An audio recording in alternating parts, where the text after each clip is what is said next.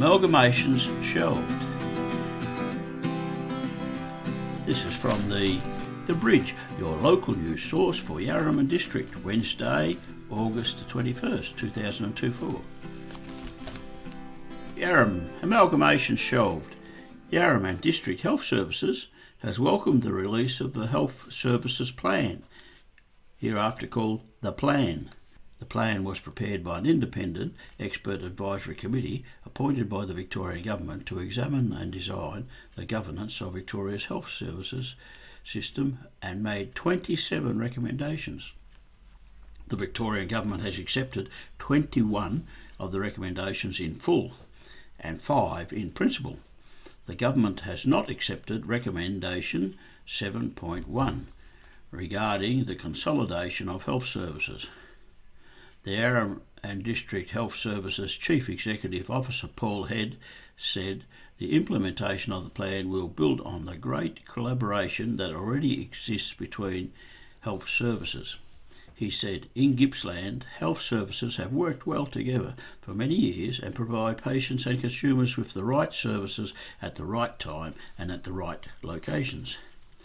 He said, formalising this through the establishment of a local health services network will ensure that all this collaboration continues and is strengthened into the future. Mr. Head said, we know that smaller rural regional health services, including the Yarram and District Health Service, are very well connected with the community they serve, and we're pleased that this has been recognised in the Government's response to the plan. We look forward to receiving further information regarding the implementation of the plan and the associated budget in the weeks and months ahead.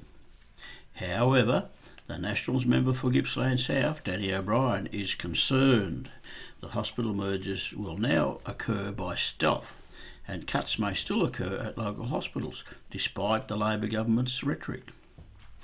Mr. O'Brien said there were significant concerns in the community over the recent months at both the proposed hospital budget cuts, which would have been significant impacts on the hospital services, as well as the merger plan.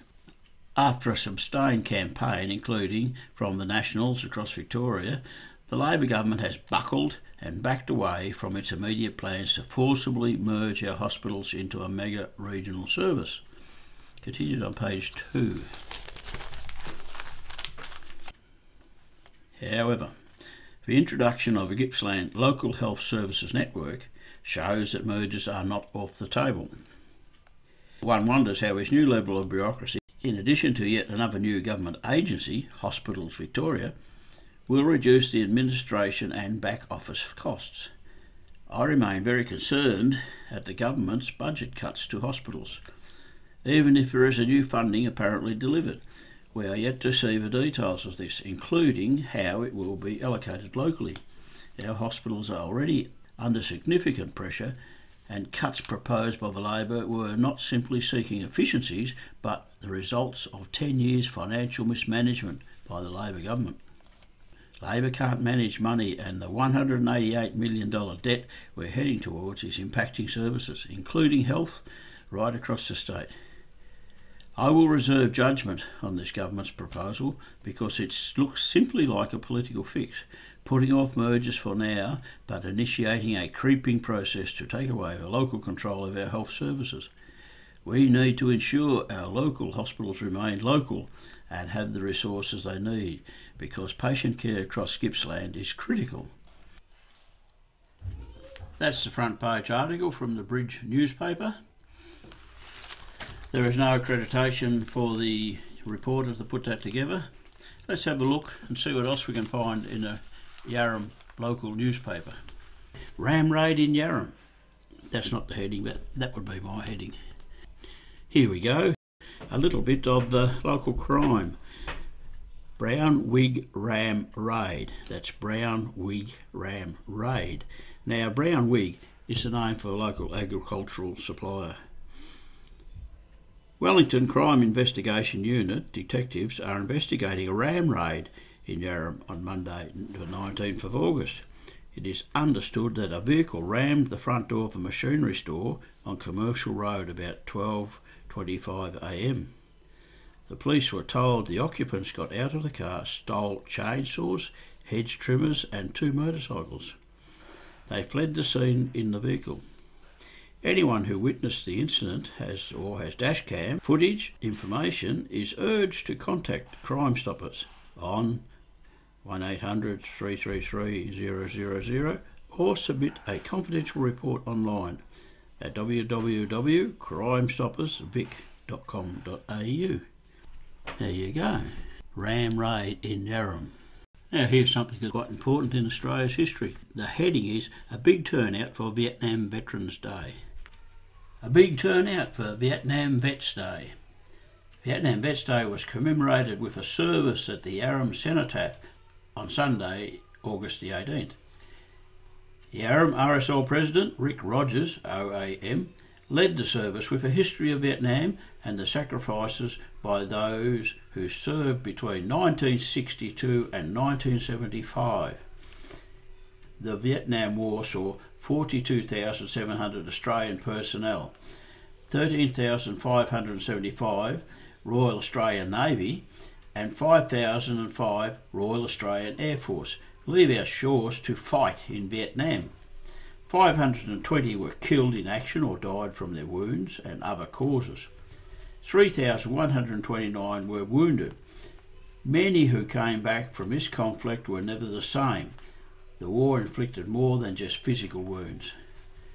Mr. Rogers laid the first wreath at the cenotaph and was followed by Councillor Gary Stevens representing the Wellington Shire Council. Representatives from all primary schools and the Yarram Secondary College were also in attendance.